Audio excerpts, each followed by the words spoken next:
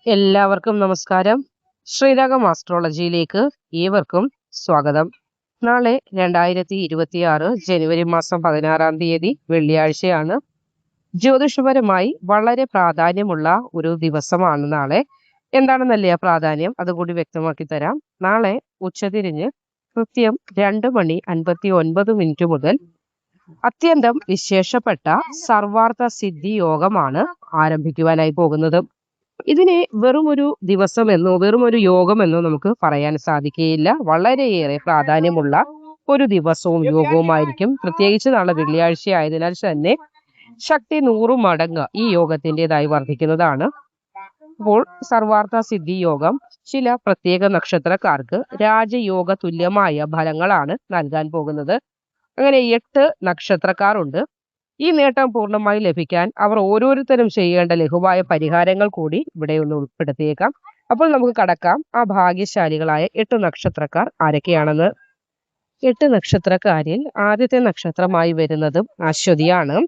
അശ്വതി നക്ഷത്രക്കാർക്ക് നാളത്തെ ദിവസം ചില മാറ്റങ്ങൾ വന്നു ചേരാൻ പോവുകയാണ്. കിട്ടാക്കടങ്ങളൊക്കെ തിരികെ കിട്ടാനും ലോണുകൾ അനുവദിച്ചു കിട്ടാനും ഒക്കെ നാളത്തെ ദിവസം ഗുണകരമായ ഫലം കാണുന്നുണ്ട്.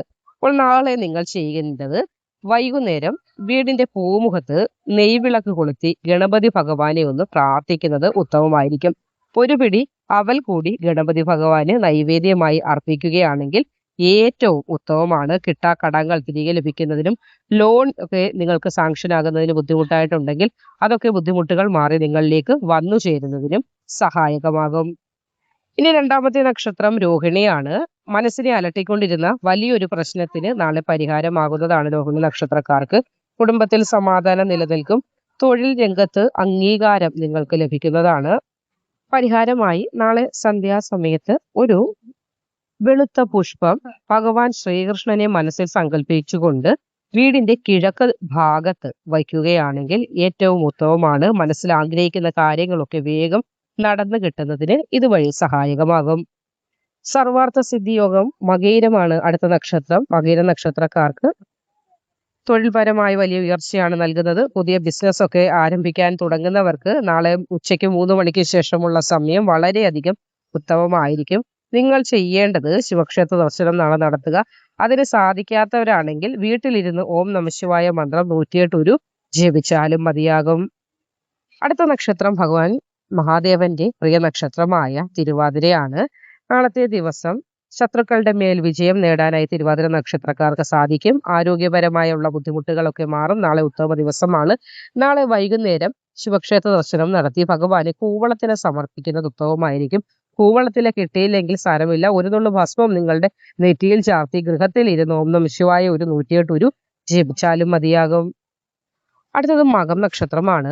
മകം പിറന്നാൽ മക്കളും വേണ്ട എന്ന് തന്നെ പറയാറുണ്ട്. നാളെ മകം നക്ഷത്രക്കാർക്ക് ഭാഗ്യാനുഭവങ്ങൾ തേടിയെത്തുന്ന ദിവസമാണ്. കൂടാതെ ലോട്ടറി ഭാഗ്യം പോലും നിങ്ങൾക്ക് നാളെ അനുകൂലമായി വരുന്ന ഒരു ദിവസം.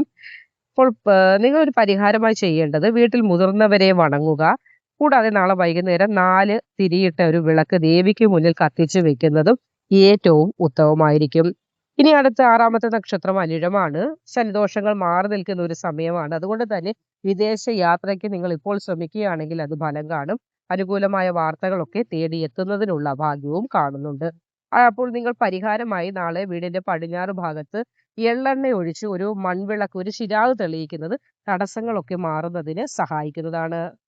അടുത്ത നക്ഷത്രം തിരുവോണമാണ്. നാളത്തെ സർവാർത്ഥ സിദ്ധി യോഗം ഏറ്റവും കൂടുതൽ ഗുണം ചെയ്യുന്ന മറ്റൊരു നക്ഷത്രം തിരുവോണമാണ്.